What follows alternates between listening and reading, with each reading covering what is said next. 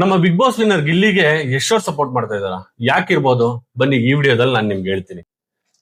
ಇನ್ನು ನಮ್ಮ ಗಿಲ್ಲಿ ಅವ್ರ ಬಗ್ಗೆ ಮಾತಾಡೋದಾದ್ರೆ, ಬಿಗ್ ಬಾಸ್ ಸೀಸನ್ 12 ನ ಸೆನ್ಸೇಷನಲ್ ವಿನ್ನರ್ ಅಂತಾನೆ ಕರಿಬಹುದು. ಹಿಂದೆ ಯಾರಿಗೂ ಬರ್ದೇ ಇರೋಂತ ಫ್ಯಾನ್ ಬೇಸು ಈ ನಮ್ಮ ಗಿಲ್ಲಿ ಅವ್ರಿಗೆ ಬಂದಿದೆ ಬಿಗ್ ಬಾಸ್ ವಿನ್ ಆದ್ಮೇಲೆ. ಇನ್ನು ಗಿಲ್ಲಿ ಬಗ್ಗೆ ಮಾತಾಡೋದಾದ್ರೆ, ಮುಂಚೆಯಿಂದ ಸೆಟ್ ಕೆಲಸ ಮಾಡ್ಕೊಂಡು ಅದು ಇದು ಕಾಮಿಡಿ ಸ್ಕಿಟ್ ಮಾಡ್ಕೊಂಡು ಸ್ಟೇಜ್ ಪರ್ಫಾರ್ಮೆನ್ಸ್ ಮಾಡ್ಕೊಂಡು ಈ ರೇಂಜಿಗೆ ಬೆಳಿತಾರೆ ಅಂತ ನಿಜವಾಗ್ಲೂ ಯಾರು ಎಕ್ಸ್ಪೆಕ್ಟ್ ಮಾಡಿರಲಿಲ್ಲ. ಇನ್ನು ನಾನು ಇವತ್ತು ಯಾವ್ದ್ರ ಬಗ್ಗೆ ಹೇಳ್ತಿದ್ದೀನಿ ಅಂದ್ರೆ, ರೀಸೆಂಟ್ ಆಗಿ ಗಿಲ್ಲಿದು ಪಳ್ಳಾರ್ ಅನ್ನೋ ಮೂವಿ ಪೋಸ್ಟರ್ ರಿಲೀಸ್ ಆಯ್ತು. ಆ ಪೋಸ್ಟರ್ ಅಲ್ಲಿ ಏನೇನ್ ಇಂಟಿದೆ ಅಂತ ನಾನ್ ನಿಮ್ಗೆ ಹೇಳ್ತೀನಿ. ಇನ್ನು ಈ ಪೋಸ್ಟರ್ ಅಲ್ಲಿ ಪ್ಯಾನ್ ಕರ್ನಾಟಕ ಮೂವಿ ಅಂತ ಮೆನ್ಷನ್ ಮಾಡಿದ್ದಾರೆ. ಸೊ ಡೈರೆಕ್ಟರ್ ಏನ್ ಹೇಳಕ್ ಬರ್ತಿದ್ದಾರೆ ಅಂದ್ರೆ, ಇದು ಪ್ಯೂರ್ ಕನ್ನಡ ಸಿನಿಮಾ, ಒಂದು ಒಳ್ಳೆ ಕಾಮಿಡಿ ಎಂಟರ್ಟೈನ್ಮೆಂಟ್ ಇರಬಹುದು ಅಂತ ಡೈರೆಕ್ಟರ್ ಇಂಡೈರೆಕ್ಟ್ ಆಗಿ ಹೇಳಿದ್ದಾರೆ. ಇನ್ನು ಈ ಪೋಸ್ಟರ್ ಅಲ್ಲಿ ಒಂದಷ್ಟು ಮೆನ್ಷನ್ ಆಗಿದೆ, ಅಂದ್ರೆ ಯಾವ ಟೈಮ್ ಎಲ್ಲಿ ಹೋಗ್ಬೇಕು, ಯಾವ ಟೈಮಲ್ಲಿ ಯಾವ ಫಂಕ್ಷನ್ ಇರುತ್ತೆ ಅಂತ ಮೆನ್ಷನ್ ಮಾಡಿದ್ದಾರೆ.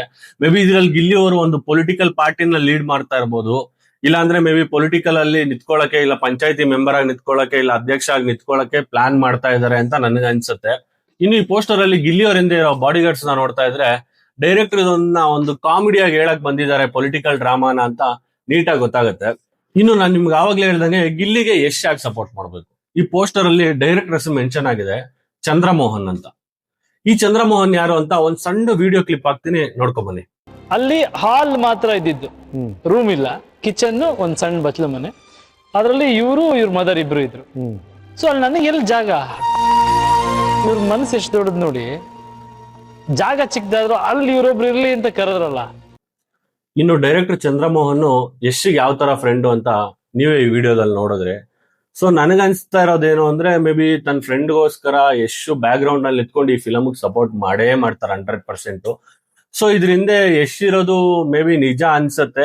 ಇನ್ನು ಈ ಮೂವಿಗೆ ನಿಜವಾಗ್ಲೂ ಗಿಲ್ಲಿ ಅವ್ರು 1 ಕೋಟಿ ರೆಮ್ಯುನರೇಷನ್ ತಗೊಂಡಿದಾರ.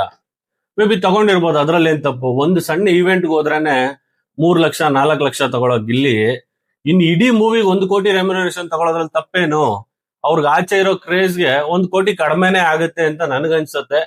ಇನ್ನು ನಮ್ಮ KVN ಪ್ರೊಡಕ್ಷನ್ ಬಗ್ಗೆ ಮಾತಾಡೋದಾದ್ರೆ, ಟಾಕ್ಸಿಕ್, ಜನನಾಯಕನ್, KD ಇಂತ ದೊಡ್ಡ ದೊಡ್ಡ ಪ್ರೊಡಕ್ಷನ್ ಮಾಡ್ತಾರೆ. KVN ಗಿಲ್ಲಿಗೆ ಯಾಕೆ ಪ್ರೊಡ್ಯೂಸ್ ಮಾಡ್ತಾ ಇದಾರೆ? ಮೇ ಬಿ ಯಶ್ ಅವ್ರು ಸಜೆಸ್ಟ್ ಮಾಡಿರ್ಬೋದು, ಒಳ್ಳೆ ಕಂಟೆಂಟ್ ಇದೆ ಇದಕ್ ಮಾಡಿ ಅಂತ.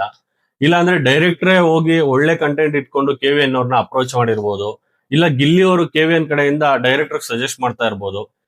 ಏನೇ ಆಗ್ಲಿ, ಗಿಲ್ಲಿಗೆ ಎಷ್ಟು ಸಪೋರ್ಟ್ ಮಾಡ್ತಾ ಇದಾರೆ ಅನ್ನೋದು ನನಗಂತೂ ನಿಜ ಅನ್ಸುತ್ತೆ. ಇದೇ ತರ ಇನ್ನಷ್ಟು ಇಂಟ್ರೆಸ್ಟಿಂಗ್ ಸ್ಟೋರೀಸ್ಗೋಸ್ಕರ ನಮ್ಮ ಕನ್ನಡ ಸಿನಿಮಾ ಯೂಟ್ಯೂಬ್ ಚಾನಲ್ ನ ಫಾಲೋ ಮಾಡಿ, ಸಬ್ಸ್ಕ್ರೈಬ್ ಮಾಡ್ಕೊಳ್ಳಿ. Thank you so much.